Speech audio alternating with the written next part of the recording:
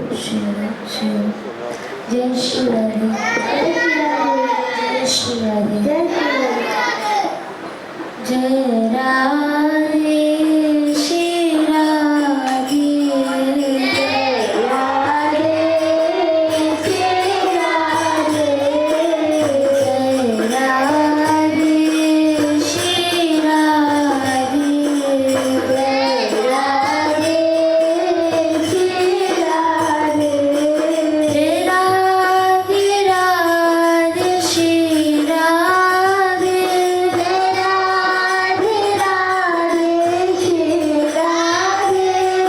जय राधे राधे श्री राधे जय राधे राधे श्री राधे जय राधे राधे श्री राधे जय राधे श्री राधे जय राधे श्री राधे जय राधे श्री राधे जय राधे श्री राधे हरे सारे बारे श्री राधे हरे सारे बारे श्री राधे हम शरण तिहारे श्री राधे हम शरण तिहारे श्री राधे जय राधे श्री राधे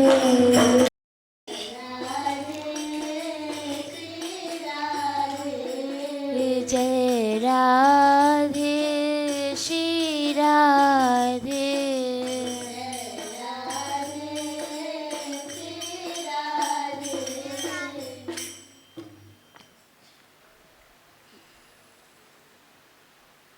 पूज्य श्री श्री महाराज के शुगल चरणों में एवं श्री राधा मान भाईलाल के शुगल चरणों में बारंबार प्रणाम।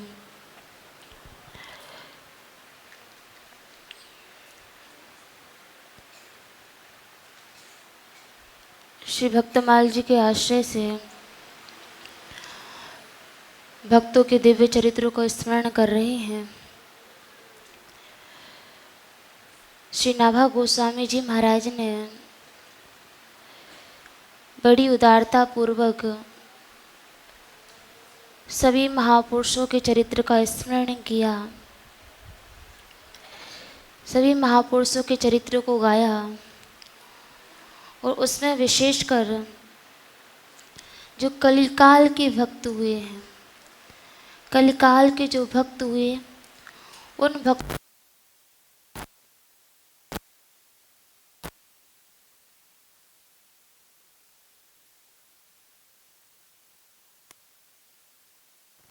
दिया और बाकी 3 ग्रंथों में 3 खंडों में केवल और केवल कलयुग के भक्तों का यशोगान किया, क्योंकि स्वयं श्री नाभा जी महाराज ने इसका कारण लिखा है कि और युगनिते कमल नैन कलयुग बहुते कृपा करी। यद्यपि ये कलिकाल है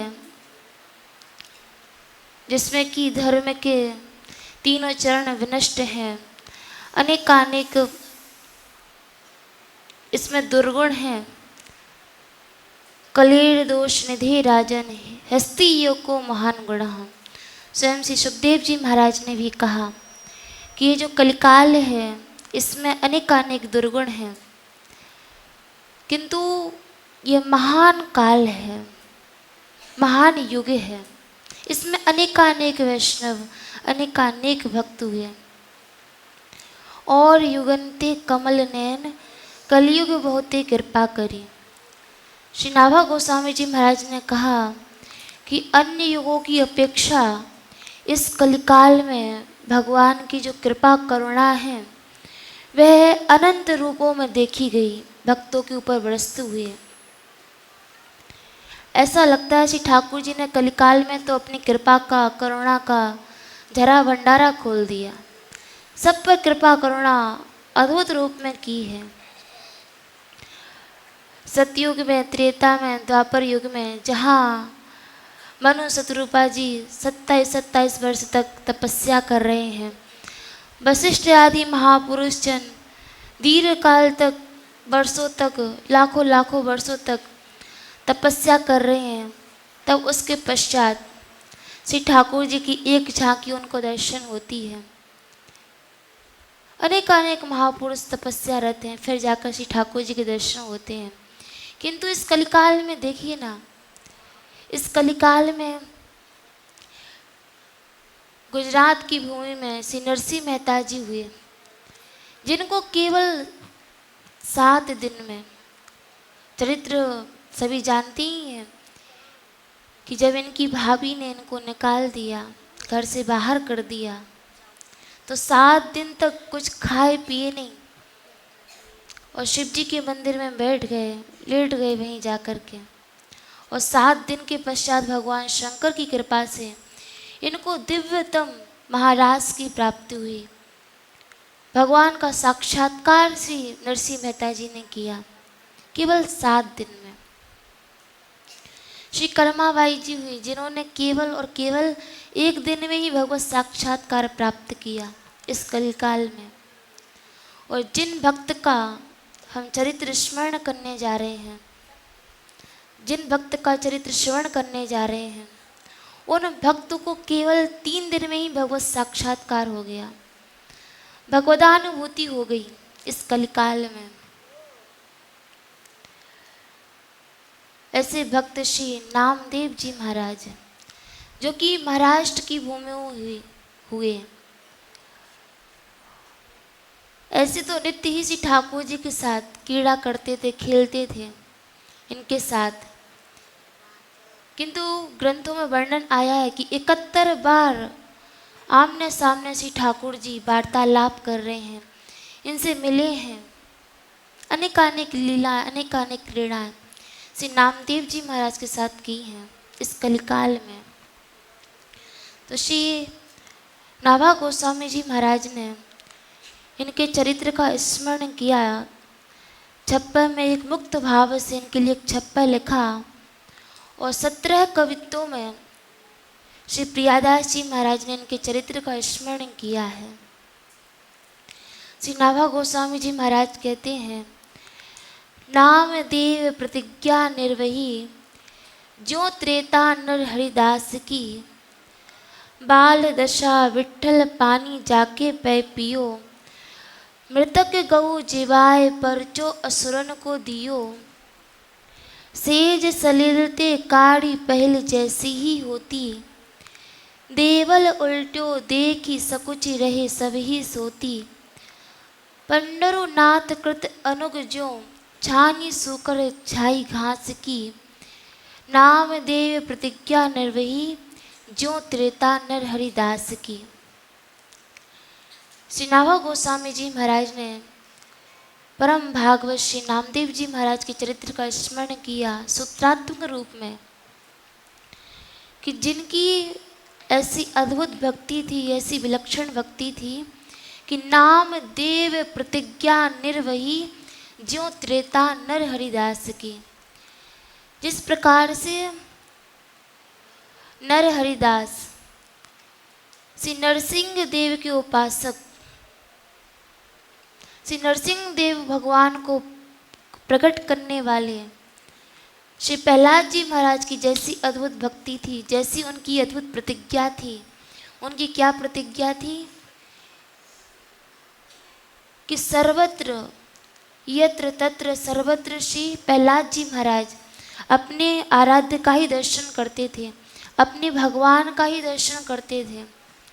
जले है विष्णु स्थले विष्णु, विष्णु पर्वत मस्तके, ज्वाला माला कुले विष्णु, सर्वम विष्णुमयम जगत। विष्णु पुराण वर्णन आया कि कैसी अद्भुत भक्ति श्री प्रहलाद जी महाराज की थी। बोले सर्वत्र भगवत दृष्टि, सर्वत्र अपने इष्ट का, अपने भगवान का सर्वत्र दर्शन करते थे। और हिरण्याकश्यपु ने, उनके पिता ने ही उन पे कैसे कैसे अत्याचार किए, लेकिन सभी जगह वे भगवान का ही दर्शन करते थे, अपने आराध्य का ही दर्शन करते थे। जले विष्णु, जल में भी भगवान विष्णु का दर्शन किया। स्थले विष्णु, स्थल में भी भगवान का दर्शन किया। पर्वत मस्तके, पर्वत में भी भगवान का दर्शन किया। ज्वाला माला कुले विष्णु, सर्वम विष्णुमयम जगत, संपूर्ण जगत को विष्णु में, भगवान में ही देखा। सर्वत्र अपने इष्ट का ही अवलोकन किया।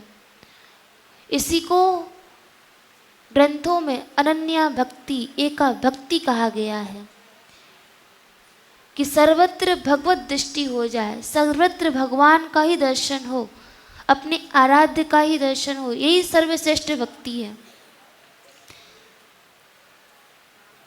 सबसे उच्चतम कोटि की भक्ति है। श्री देवर्षि नारद जी महाराज ने भक्ति सूत्र को प्रतिपादित किया, भक्ति तत्व को व्याख्यायित किया, और उसमें अथातो भक्ति व्याख्या श्यामः, भक्ति की व्याख्या की अद्भुत ग्रंथ में नारद भक्ति सूत्र में।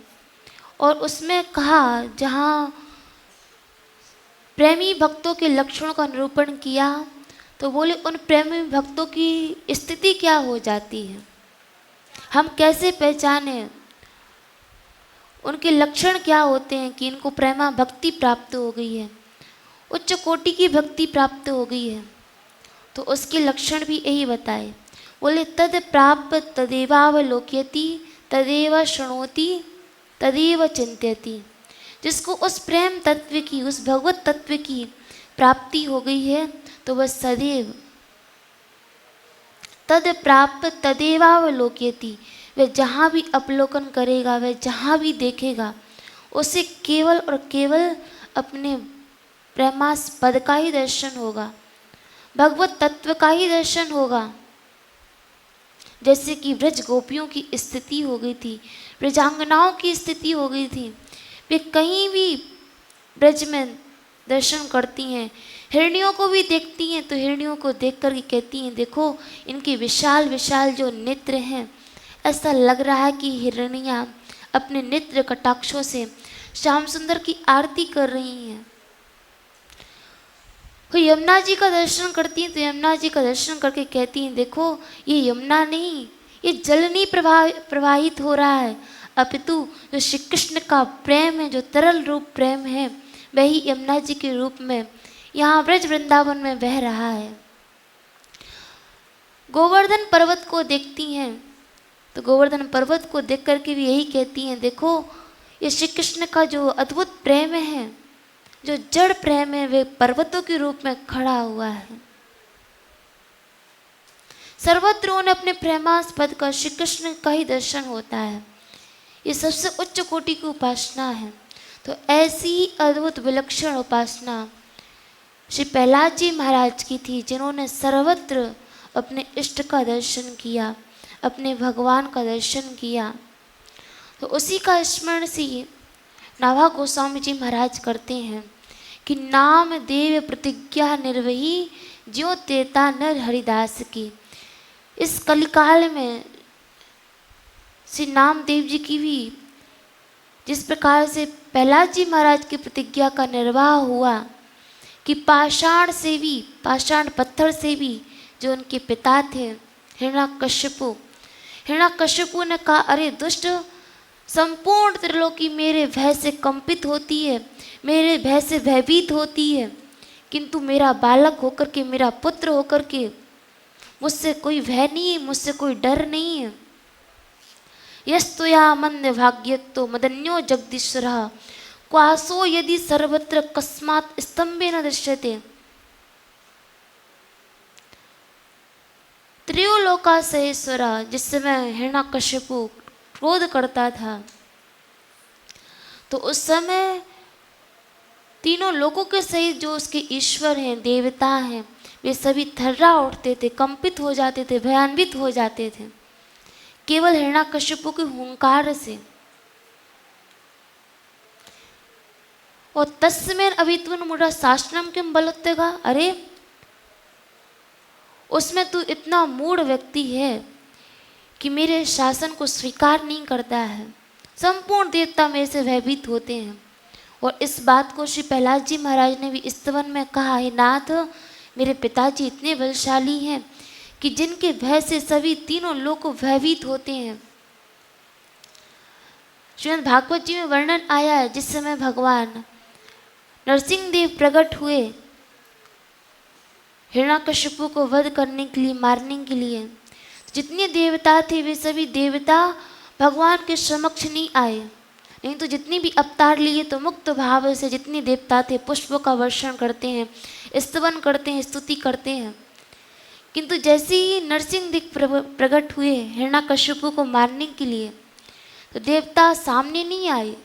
देवता आकाश में ही बादलों में छिप कर के दर्शन करते हैं, क्योंकि उनको भी थोड़ी देर के लिए ऐसा लगा कि इतना बलशाली ये दैत्य है, पता नहीं भगवान इसको मार पाएंगे कि नहीं मार पाएंगे।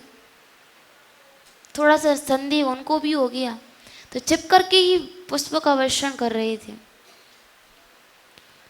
ऐसा दुर्दांत हिरण्यकशिपु, उसकी सत्ता को भी स्वीकार नहीं किया श्री प्रहलाद जी महाराज ने, और कह दिया न केवलम में भवतश्च राजन सवै बलिम बलिनाम चा परेशाम परे वरी अमिस्तिर जंगमाये ब्रह्मादयो ने वशम प्रणीतः। पिता शब्द का प्रयोग नहीं किया, बोले हे राजन, क्योंकि जो बहिर्मुख है, भगवत विमुखी है, उससे कैसा संबंध। नाते नेह राम के मनियत, भक्त जन तो उसी संबंध को स्वीकार करते हैं, उसी को अपनाते हैं, जो कि नाते रे राम के मनियत, जो भगवान से जिसका संबंध है उसी से संबंध बनाते हैं। बोले राजन, आप कहते हो कि मेरे अंदर किसका बल है, न केवलम मेरे बल की बात नहीं, अब तो आप भी अपने बल की बात करो। भवतश्च राजन, जो आपके अंदर बल है, जिस बल के कारण इतनी अट्टहास कर रहे हो, इतना तुमने संपूर्ण त्रिलोकी पे विजय प्राप्त कर लिया है, ये बल उन्हीं प्रभु का है, उन्हीं भगवान का है। परे, परे से तात्पर्य कि जो ब्रह्मा आदि हैं उनके अंदर भी जो बल है, देवताओं के अंदर भी जो बल है, वह भी उन्हीं भगवान का है। अवरे जो नीचे कीड़े मकोड़े आदि हैं, पशु पक्षी आदि हैं, उनके अंदर भी जो बल दिखाई दे रहा है, वह भी उन्हीं प्रभु का है। ब्रह्मादयो एन वशम प्रणीतः, ब्रह्मा से लेकर के एक चींटी तक जो बल दिखाई दे रहा है, जो शक्ति दिखाई दे रही है, वह उन्हीं प्रभु की है। मैं उन्हीं प्रभु के बल से गरज रहा हूँ।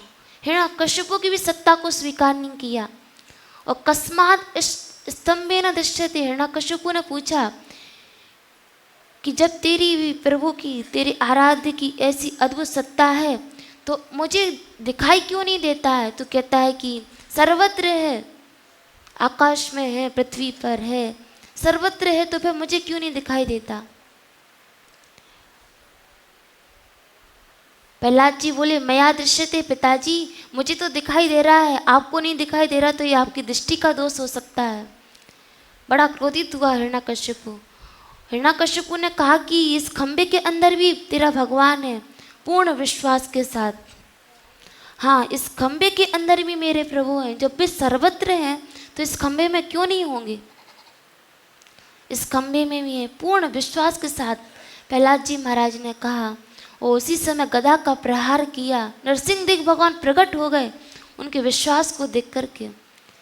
ऐसे ही इस कलिकाल में श्री नामदेव जी महाराज हुए, जिनकी अद्भुत भक्ति को देख करके, जिनके अद्भुत विश्वास को देख करके, अटूट विश्वास को देख करके भगवान कहीं पाषाण पत्थर से प्रकट हुए, तो कहीं ब्रह्म राक्षस से प्रकट हो गए, कहीं कुत्ते में से भगवान प्रकट हो गए। और उनसे भी कहें तो उनसे भी अधिक श्रेष्ठ भक्ति श्री नामदेव जी महाराज की है, क्योंकि श्री प्रहलाद जी महाराज ने तो सत्य प्रधान युग, सतयुग में भगवान को प्रकट किया था, लेकिन श्री नामदेव जी महाराज ने तो इस कलिकाल में जो तमोगुण प्रधान युग है, उस तमोगुण प्रधान युग में भगवान को प्रकट किया। वही भक्ति का स्वरूप इस कलिकाल में दिखाया। तो उसी पंक्ति का स्मरण श्री नाभा गोस्वामी जी महाराज ने स्मरण किया। नाम देव प्रतिज्ञा निर्वही, जो त्रेता नर हरिदास की। नर हरिदास जो श्री प्रहलाद जी महाराज थे, जैसी उनकी भक्ति का निर्वाह श्री ठाकुर जी ने किया, वैसी इस कलिकाल में श्री ठाकुर जी ने श्री नामदेव जी की भक्ति का निर्वाह किया है। बाल दशा विठ्ठल पानी जाके पै पियो। जैसे खंबे में से नरसिंह भगवान प्रकट श्री प्रहलाद जी महाराज के लिए हुए थे, उसी प्रकार से श्री नामदेव जी महाराज ने छुरी के दिखाने से जब श्री ठाकुर जी को दुग्ध का भोग लगाया, चरित्र का स्मरण करेंगे, जैसे ही भोग लगाया ठाकुर जी ने पान नहीं किया तो धमकी दिए, प्रभु इस सरकार यदि तुम दुग्ध का पान नहीं करते हो तो ये छुरी है, इसी को अभी छुरी से अपना गला काट लूँगा, अभी प्राण त्याग कर दूंगा। तो बाल दशा विठ्ठल पानी जाके पै पियो। बाल्य काल में ही 5 वर्ष की उम्र है और 3 दिन की साधना, उनके कर कमल से, उनके हाथ से श्री ठाकुर जी ने दुग्ध पान किया। बाल दशा विठ्ठल पानी जाके पै पियो। और श्री नामदेव जी महाराज प्रकट कहाँ हुए थे, अवतरित कहाँ हुए थे? महाराष्ट्र की भूमि में, जहाँ के इष्ट देव श्री पंढरीनाथ भगवान हैं।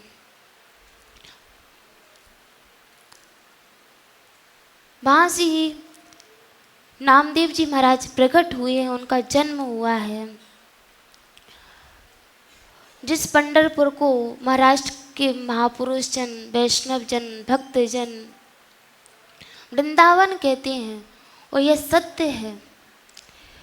पंढरपुर की भूमि में, महाराष्ट्र की भूमि में अनेकानेक महापुरुष जन हुए, अनेकानेक भक्त हुए, अनेकानेक वैष्णव जन हुए, जो कि वृंदावन की तरह ही वहाँ का रूप अद्भुत प्रकट है। और वहाँ श्री ठाकुर जी अजीब ही अदा में खड़े हुए, दोनों हाथों को अपने कमर पर रखे हुए हैं। अद्भुत दर्शन है श्री ठाकुर जी के। और श्री रुक्मणी जी भी दोनों अपने कमर पे ही दोनों अपने हाथ रखे हुए हैं। और जितनी भी श्री ठाकुर जी, जितनी भी श्री विग्रह हैं मंदिरों में,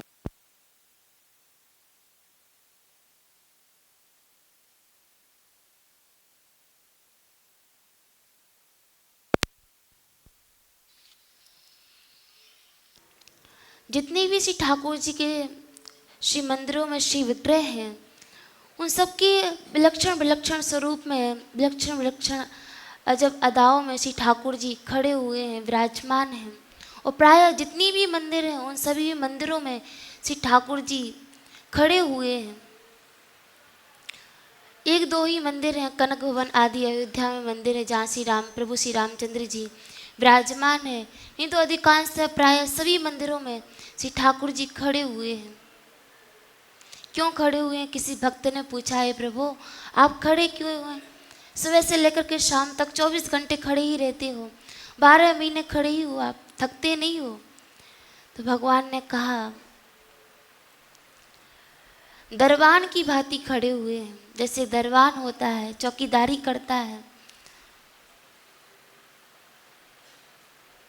तो ठाकुर जी ने कहा कि जितनी भी भक्त हैं, जितनी भी वैष्णव है, कभी किसी के पास संकट आए, कष्ट आए, और उसमें यदि भक्त ने मुझे पुकारा, यदि मैं बैठा होऊंगा, लेटा होऊंगा तो उठने में, बैठने में मुझे देर होगी, किंतु जैसे ही मुझे भक्त पुकारेगा तो खड़ा रहूंगा, तो सजग रहूंगा, उसी समय उसकी रक्षा के लिए दौड़ चलूंगा, उसी समय उसकी रक्षा करूंगा। इसलिए श्री ठाकुर जी सभी मंदिरों में खड़े ही रहते हैं। श्री चैतन्य महाप्रभु जी का कली पावन अवतार श्रीमन चैतन्य महाप्रभु जी का दर्शन करें तो दोनों हाथों को अपने ऊपर उठाए हुए हरि बोल की मुद्रा में खड़े हुए हैं। अद्भुत दर्शन है। इनका भी एक अभिप्राय है।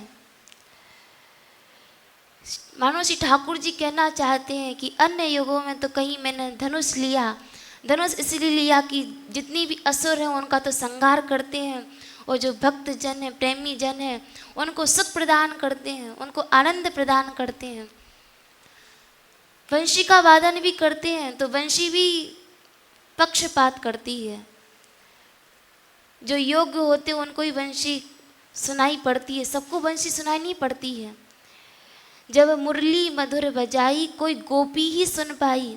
श्याम सुंदर ने वंशी वादन किया, ब्रज में कई बार वंशी वादन किया, किंतु जितनी बार वंशी वादन किया, जब मुरली मधुर बजाई कोई गोपी ही सुन पाई। जो गोपी भाव से भावित महापुरुष जन थे, जो गोपियाँ थीं, केवल वो ही वंशी को सुन पाई। अरे ब्रज में तो कंस भी थे और भी थे, लेकिन वो वंशी को नहीं सुन पाए, क्योंकि जो गोपी भाव से भावित हो गया है, जो उस प्रेम में निमज्जित हो गया, उसको ही वंशी की नाद सुनाई पड़ती है। तो वहाँ पे भी श्री ठाकुर जी का पक्षपात देखा गया कि श्री ठाकुर जी केवल वंशी वे ही सुन सकते हैं जो कि उसके अधिकारी, उसके योग्य हैं।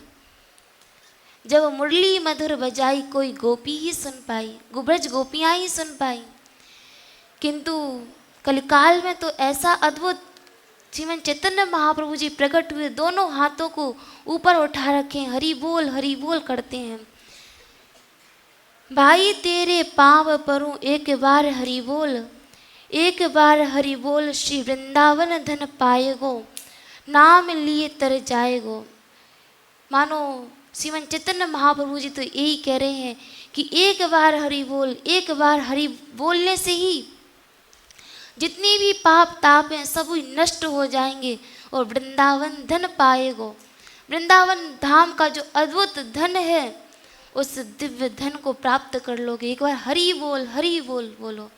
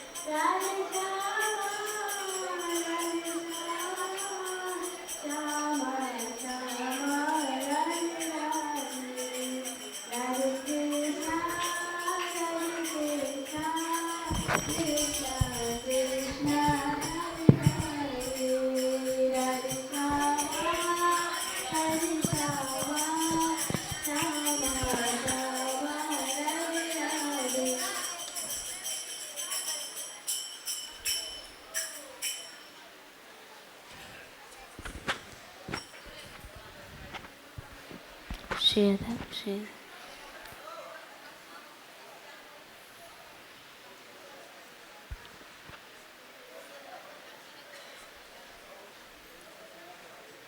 बाल दशा विठल पानी जाके पै पियो।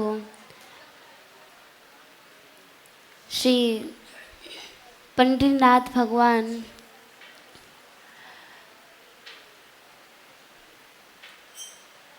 जो कि अद्भुत उनका श्री विग्रह है, दोनों हाथों को अपने कमर पर रख रखे हैं। श्री रुक्मणी जी ने भी अपने हाथों को दोनों अपने कमर पर रखा हुआ है और मानो भगवान कह रहे हैं कि जीवों सभी चले आओ, सभी भगवान के धाम में चले आओ। भवसागर का जो पानी है, भवसागर वह केवल कमर तक ही रह गया है, ज़्यादा नहीं है। डरने की, भयभीत होने की आवश्यकता नहीं है, सभी चले आओ। और श्री मीराबाई जी ने तो अपने पद में कहा, भवसागर सब सूख गयो है, फिकर नहीं मोए तरनन की, मोए लागी लगन गुरु चरणन की। अरे पंडितनाथ भगवान तो थोड़ा डरा रहे हैं, भयभीत कर रहे हैं कि कमर तक पानी है, जल है, किंतु मीराबाई जी तो भक्तजन तो उनकी करुणा, उनकी दया, उनकी कृपा भगवान से चौगुनी होती है, अद्भुत होती है। तो मीराबाई जी ने तो कह दिया कि भवसागर सब सूख गयो। भगवान तो कह रहे कमर तक जल है, पानी है, कमर तक भवसागर है, किंतु मीराबाई जी तो कहती भवसागर सब सूख गयो है। ये भवसागर तो सूख गया है, फिक्र नहीं मोए तरनन की। अब इस भवसागर से पार होने की मुझे कोई चिंता नहीं है। क्यों? बोले मोए लागी लगन गुरु चरणन की।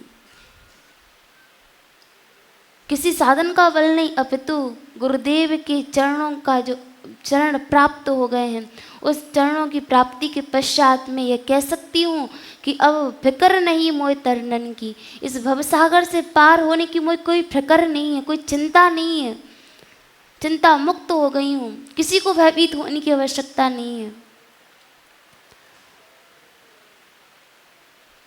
जगन्नाथ प्रभु वे तो अपने दोनों हाथों को कर कमलों को आगे करके आगे ही उनके हैं।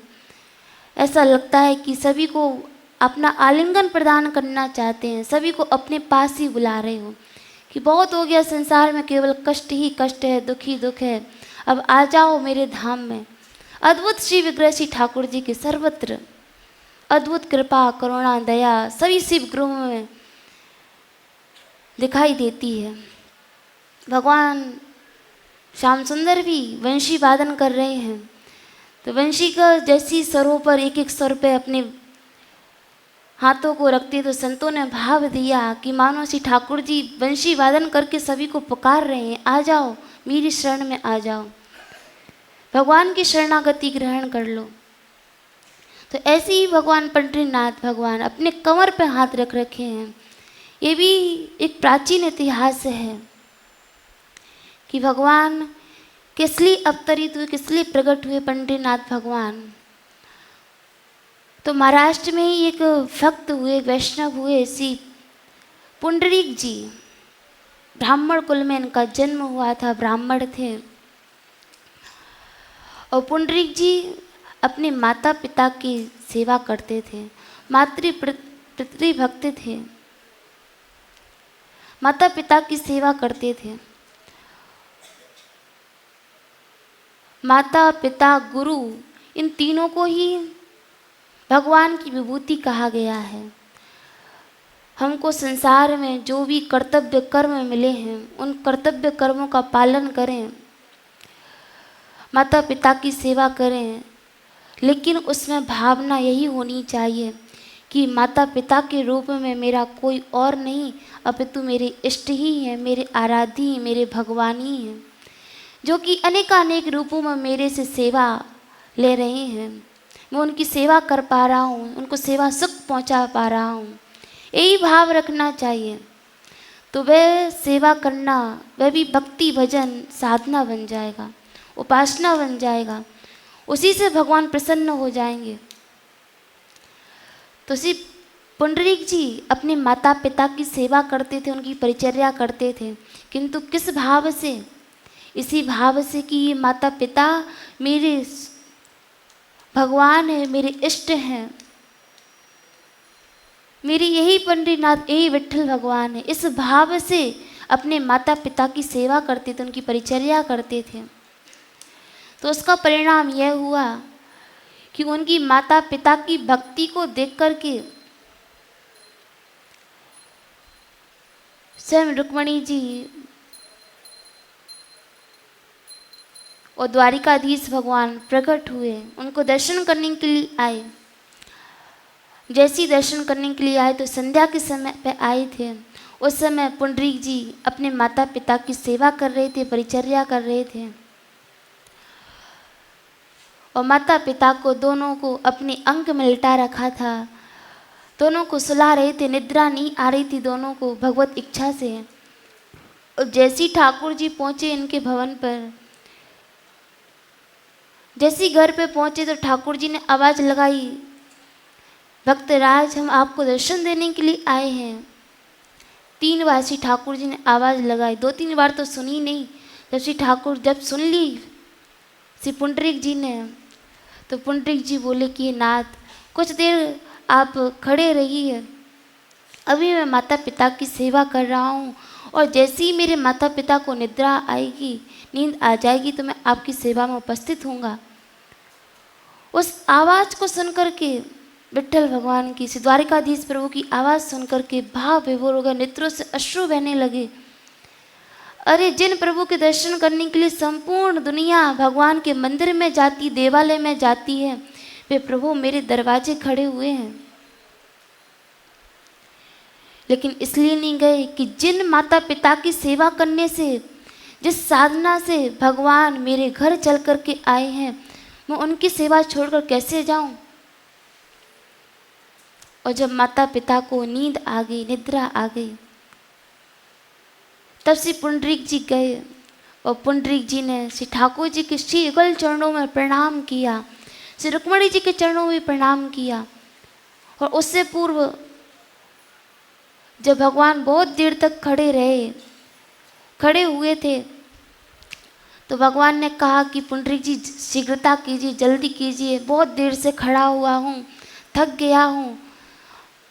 तो पुंडरीक जी ने कहा, उसी समय एक ईंट पड़ी हुई थी, बहुत गरीब थे, निर्धन थे, तो ईंट पड़ी हुई थी, ईंट कोई खिसका दिया, और ईंट को खिसका कर बोले, हे नाथ आप इस ईंट पे ही खड़े हो जाइए, अभी हमारे पास इतना समय नहीं है कि हम आपकी सेवा कर सकें, आप इस ईंट पे ही खड़े हो जाइए। तो ठाकुर जी उस ईंट पे ही खड़े हो गए।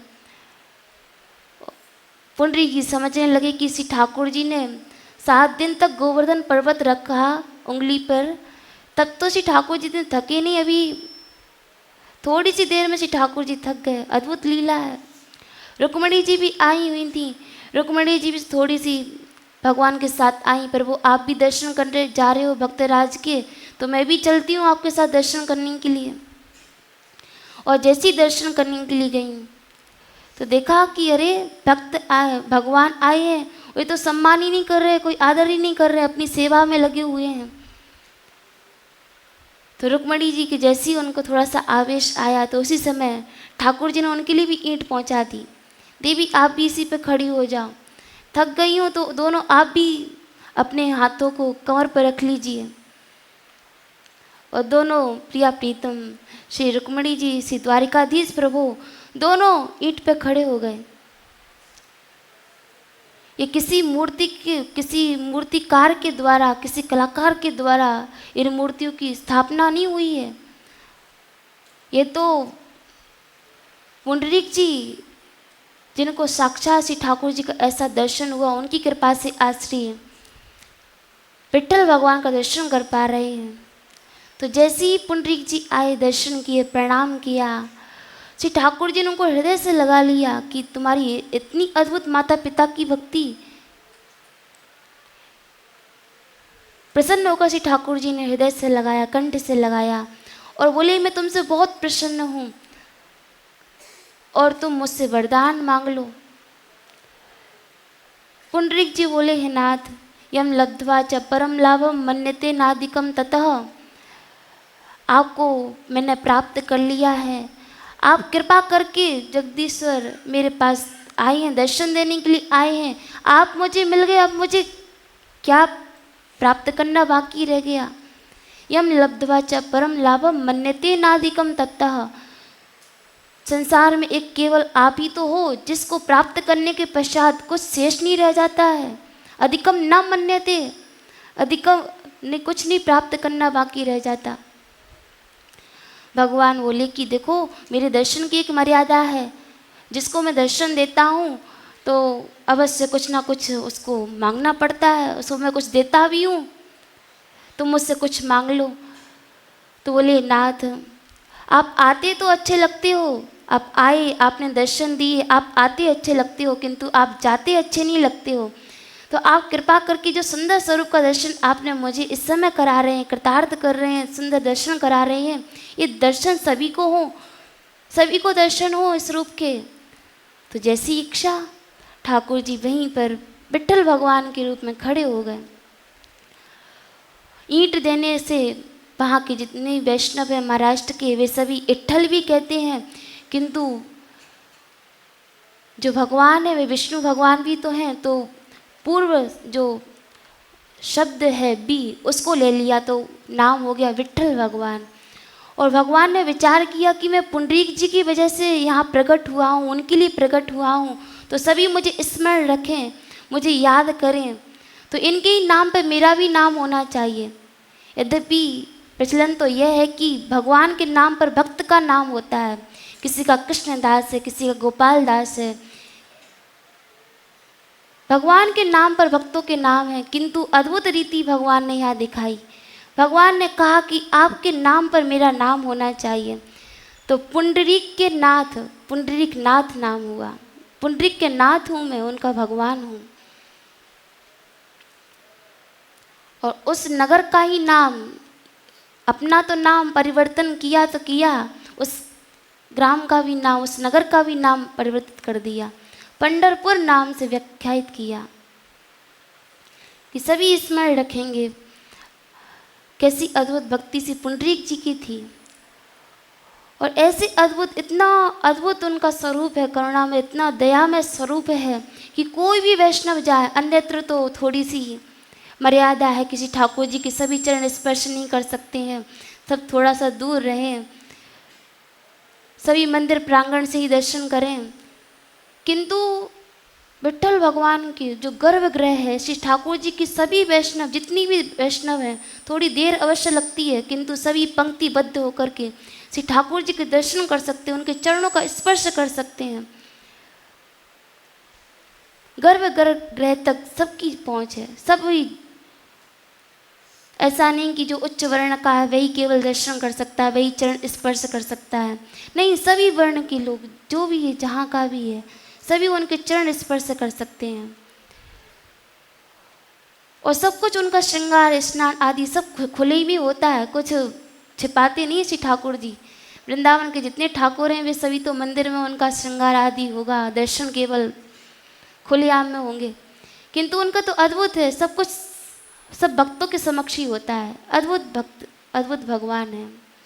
तो ऐसे पंढरपुर में श्री नामदेव जी का प्राकट्य हुआ, उनका जन्म हुआ, और इनके जन्म की कथा भी अत्यंत विलक्षण है। ऐसे जन्म की कथा किसी भक्त की प्राप्त नहीं होती, जैसे कि अद्भुत श्री नामदेव जी का जन्म हुआ है। नामदेव जी जिस समय इनकी वहाँ महाराष्ट्र में ही एक वामदेव नाम के भक्त हुए, एक वैष्णव हुए। श्री प्रियादास जी महाराज ने वर्णन किया है, छिपा बाम देव हरि देव जो को भक्त बड़ो, ताकि एक बेटी पतिहीन भई जानिए। छिपा कुल में श्री नामदेव जी का जन्म हुआ था, उनका प्राकट्य हुआ था। छिपी उन्हें कहते हैं जो कि वस्त्र आदि बनाते हैं, जो वस्त्र पर रंग आदि करते हैं उसको रंगरेज कहते हैं, किंतु जो वस्त्र आदि को बनाते हैं उनको छिपी कहते हैं। तो छिपी कुल में ही श्री नामदेव जी का जन्म हुआ था। और इनके जो नाना जी थे, छिपा बाम देव हरि देव जो को भक्त बड़ो, ताकि एक बेटी पतिहीन भई जानिए। वामदेव जी थे इनके नाना जी, जो कि बड़े भक्त थे, परम वैष्णव थे। और इनके जो श्री ठाकुर जी थे वो हरिदेव जी थे। विट्ठल भगवान की तरह ही इनकी दर्शन है, लेकिन विट्ठल भगवान की जो मूर्ति है वह थोड़ी बड़ी है और श्री हरिदेव जी थोड़े छोटे हैं। तो हरिदेव जी के भक्त थे, हरिदेव जी की उपासना करते थे। और इनकी एक बेटी थी, इकलौती बेटी थी। और बाल्यकाल में ही इनकी जो माँ थी उनका निधन हो गया, वे तो चली गई, किंतु जैसे ही पहले पूर्व में बाल्यकाल में विवाह हो जाते थे, तो बाल्यकाल में ही इनका विवाह कर दिया गया। और बाल्यकाल में जिस समय विवाह हुआ है गौड़ाई जी का, तो विवाह होती ही इनके जो पति देव थे उनकी मृत्यु हो गई, उनका देहांत हो गया। तो अभी केवल बहुत छोटी उम्र थी, 9-10 वर्ष की ही थी, उसी समय पति का भी प्राणांत हो गया। ज़्यादा कुछ जानती नहीं थी, थोड़ा बहुत जानती थी कि पति थे मेरे, वो भी चले गए, तो बड़ा कष्ट हुआ बहुत हृदय में। तो इनके पिता ने देखा कि देखो इकलौती पुत्री है, और बड़े भव्यता पूर्वक, बड़े खूब, यद्यपि निर्धन थे फिर भी खूब धन जुटा करके अपनी पुत्री का विवाह किया था। किंतु विधाता को और कुछ ही मंजूर था, पतिदेव का निधन हो गया, पुत्री दुखी रहती है। तो वामदेव जी को यह सहन नहीं हुआ। वामदेव जी ने अपनी पुत्री को अपने घर ही बुला लिया और घर में बुला करके पुत्री को समझाते हैं। और जब श्री हरिदेव जी की सेवा करते तो एक कोने में बैठ कर के उनकी पुत्री जो थी, छोटी सी है, 10-11 वर्ष की है, वह रोती ही रहती थी। वामदेव जी ने देखा इसको बड़ा कष्ट है, पुत्री के कष्ट को देखकर खुद को भी कष्ट होता था, दुख होता था, किंतु क्या करें, यही विधि का विधान है। तब श्री वामदेव जी ने अपनी पुत्री को समझाया, देखो पुत्री, किसी भी घटनाक्रम के देखने के 2 दृष्टिकोण होते हैं। हम जो तुम्हारे साथ ये दुर्भाग्य से तुम्हारे साथ एक घटना घटित हुआ कि तुम्हारी इतनी अल्प अवस्था में ही पतिदेव का निधन हो गया, तो तुम इसको, जितनी भक्तजन है, वैष्णव जन है, इसको अलग दृष्टिकोण से देखते हैं। अरे तुम ये भी विचार करो कि भगवान की बहुत बड़ी कृपा हुई, कोई भक्त स्त्री हो और वह भक्त स्त्री भगवान का शरणागति ग्रहण करना चाहे, उनकी शरण ग्रहण करना चाहे, उनका भजन करना चाहे, तो कितनी ही उसको सोपान पार करने पड़ेंगे। विवाह हो गया है तो बालक बच्चे भी होंगे, उनका लालन पोषण करो, उनका विवाह करो, सास ससुर की सेवा करो, उसके पश्चात फिर कहीं सबसे निवृत्त होकर के 70-80 साल की उम्र हो जाएगी, फिर जाकर के वे भजन कर पाएगी, साधना कर पाएगी। किंतु तुम इस दुर्भाग्य को अपने भाग्य में भी परिवर्तित कर सकती हो, बदल सकती हो। आप ये भी विचार कर सकती हो, पुत्री देखो, जो सौभाग्य आपको 70-80 साल की उम्र में प्राप्त होता, वह भगवान ने कृपा करके 10-11 साल की उम्र में ही प्रदान कर दिया है।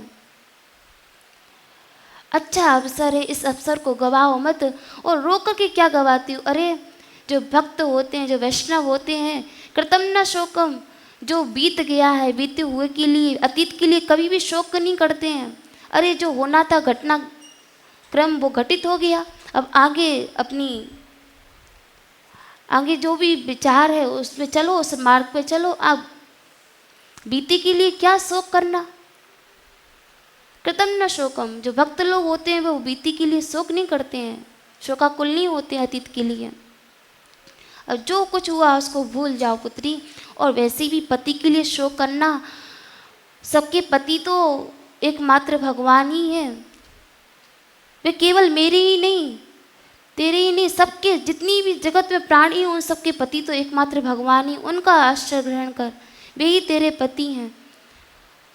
और सभी नित्य प्रति श्री ठाकुर जी का आरती करते हैं, स्तवन करते हैं, उसमें गायन करते हैं वैष्णव जन कि तुम हो एक अगोचर सबके प्राणपति, किस विधि मिलूं दया में तुमको मैं कुमति। ओम जय जय जगदीश हरे। सभी आरती में गाते हैं कि सभी के प्राणपति तो केवल श्री ठाकुर जी ही हैं, किंतु व्यवधान यही है, दुविधा यही है कि कैसे मैं तुम्हें प्राप्त करूं, मैं तो कुमति हूं। तो अपनी पुत्री को समझाया कि बेटी सबके जो प्राणपति हैं वे तो श्री ठाकुर जी, उनको ही तुम पति मानो, वे ही तुम्हारे पति हैं। और इस प्रकार से समझाया उनके पिताजी ने, वामदेव जी ने, कि ये बात बढ़िया ढंग से गौड़ाई देवी जी के हृदय में प्रतिष्ठित हो गई, बैठ गई कि अब मेरे जो पति मेरे स्वामी हैं वे तो श्री हरिदेव जी हैं। और छोटी सी अवस्था है, 11-12 वर्ष की उम्र है, श्री ठाकुर जी को अपने पति मानने लगे। और जो भजन है ना, वो भजन संबंध अनुगा है। जिस प्रकार का हमारा संबंध होगा भगवान भी उस संबंध को स्वीकार करते हैं। और इस संसार में जगत व्यवहार में भी देखते हैं कि संसार में व्यवहार भी करते हैं तो उसमें भी संबंध होता है, कोई भाई है, कोई बहन है, कोई माता है, कोई पिता है, इस प्रकार से व्यवहार चलता है। तो उसी प्रकार से भक्ति राज्य में भी एक संबंध होता है, भगवान से एक संबंध बनाना पड़ता है और उस संबंध को भगवान स्वीकार करते, अपनाते हैं। जिस संबंध को गुरुजन प्रदान करते हैं, अथवा भगवान से क्या संबंध बनाए, तो इसके लिए सर्वोपरि वही संबंध है कि जिसमें हमारी सबसे ज़्यादा आसक्ति हो, जिसमें सबसे ज़्यादा अधिक ममत्व हो, वही संबंध भगवान से बनाए। अथवा जो संसार में हमारे संबंध नहीं है, कोई भाई नहीं है, बहन नहीं है, तो वही भगवान से जोड़ लीजिए। भगवान उसको अपनाते, उसको स्वीकार करते हैं। अभी इसी कलिकाल में कुछ ही समय की घटना है। ब्रज के वक्तमाल में श्री पीसी माँ हुई, श्री आनंदी बाई जी हुई, जिन्होंने भगवान को अपना पुत्र माना। संसार के जो पुत्र हैं वे पुत्र क्या करेंगे, जो इन्होंने करके दिखाया भगवान ने पुत्र बन करके। श्री आनंदी बाई जी जब इनका देहांत हुआ तो जितनी भी वृंदावन के संत थे तो इनके श्री ठाकुर जी थे, इनके सेवित ठाकुर श्री आनंद वल्लभ जी आज भी वृंदावन में दर्शनीय हैं। तो जब इनका निधन हुआ तो जितनी भी भक्त थे, वैष्णव जन थे, वे सभी कहने लगे कि अरे इनका तो कोई पुत्र नहीं है और कैसे ये, अब कैसे इनका, कौन इनको अग्नि देगा। तो सभी विचार कर रहे थे। तो उसी समय श्री ठाकुर जी, श्री राधा जो उनके श्री आनंद वल्लभ श्री ठाकुर जी थे, उनके मंदिर से ही एक छोटा सा बालक निकल कर आया और निकल करके आकर सबको देखते देखते जितनी भी लोग थे उन्होंने पूछा, तुम पुत्र तुम कौन हो बेटा, तुम कहाँ से आए हो, इतनी सुंदर मुख की आकृति थी, इतने सुंदर लग रहे थे। तो उन्होंने कहा कि मैं आनंदी बाई का पुत्र हूँ, जबकि ये पंजाब की थी, इनका भी ऐसा ही चरित्र है, गौड़ाई जी से मिलता जुलता चरित्र है। इनका भी पति देव का निधन बाल्यकाल में ही हो गया था। तो सबको बड़ा आश्चर्य हुआ कि इनके तो कोई पुत्र नहीं है, फिर ये कहता है मैं इनका पुत्र हूँ। और श्री ठाकुर जी आए, सबके देखते देखते मुखाग्नि दी और दाह संस्कार करके श्री ठाकुर जी चले गए। और जैसे श्री ठाकुर जी, आनंद वल्लभ श्री ठाकुर जी जैसे ही मंदिर में आए तो देखा, जितनी पुजारी थे, पंडित पुजारी, उन्होंने देखा कि श्री ठाकुर जी के वस्त्रों से जल बह रहा है। तो पूछा, हे प्रभु आप कहाँ गए थे कि आपके श्री वस्त्रों से जल बह रहा है, प्रभावित हो रहा है। तो बोले कि मेरी माँ का आज निधन हुआ है, उनका दाह संस्कार करने के पश्चात यमुना जी में स्नान किया है और स्नान करके ही लौट के आ रहा हूँ। तो जो श्री ठाकुर जी के साथ संबंध बनाया जाता है, संबंध श्री ठाकुर जी उसको स्वीकार करते हैं, उसको अपनाते हैं। तो श्री ठाकुर जी से जो प्रेम होना चाहिए, जो उनसे स्नेह होना चाहिए, वो संबंध अनुगा होना चाहिए, उसमें कोई ना कोई संबंध श्री ठाकुर जी से होना चाहिए। श्री ठाकुर जी उसको अवश्य स्वीकार करते हैं। तो ऐसे ही जो वामदेव जी थे, अपनी पुत्री को एक संबंध प्रदान किया। पुत्री, तुम अपने श्री ठाकुर जी को ही पतिदेव मानो, वही तुम्हारे पतिदेव हैं। और श्री ठाकुर जी ने इनके संबंध को स्वीकार किया, इनके संबंध को अपनाया है। श्री ठाकुर जी ने किस प्रकार इनके संबंध को अपनाया, इस चरित्र का हम कल श्रवण करेंगे। जय श्री राधे। राधे किशोरी दया करो,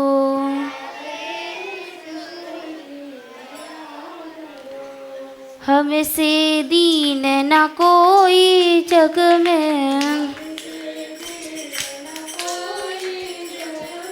बान दया की तनक ढरो,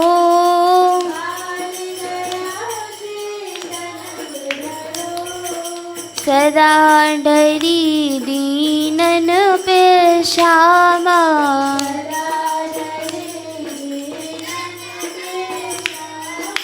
यह विश्वास जो मन ही करो,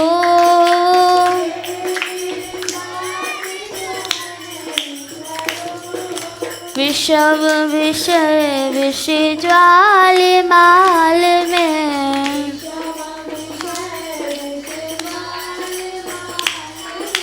विविध ताप तापन जुझरो,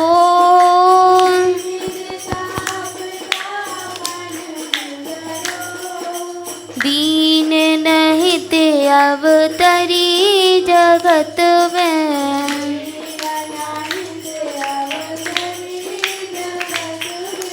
दीन पालिनी ही अविचरो,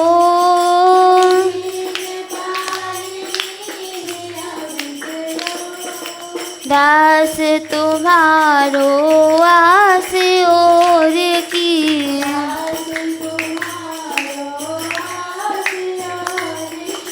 हरो विमुख गति कोश करो,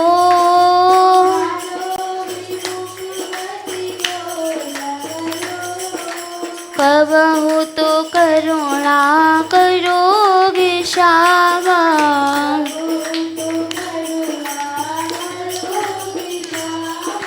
यही आस तेरे द्वार पर्यो,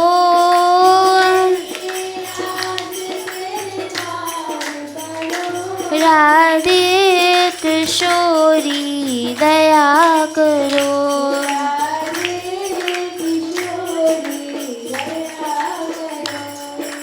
राधे कृष्णा कृष्णा कृष्णा राधे राधे,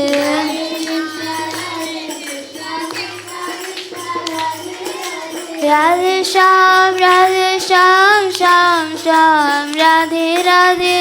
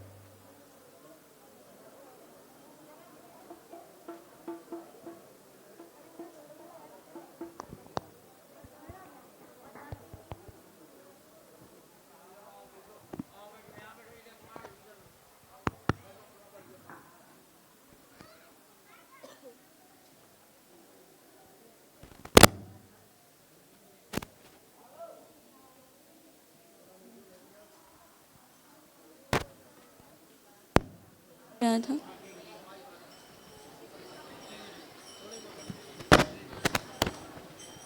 राधे कृष्णा राधे